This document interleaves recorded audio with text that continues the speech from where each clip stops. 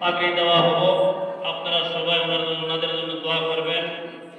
আর ওনাদের পাগড়ি 2-3 জন মিলে বন্ধ করতে পারি, যাতে করে একজন এই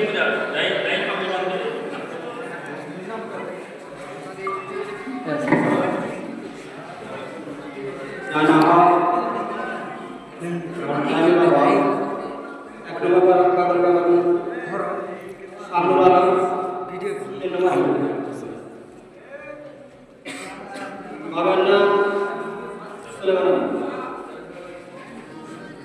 2 নম্বর আব্দুর রশিদ, 4 নম্বর সম্ভব। বাবার নাম হলো মাকান আলী।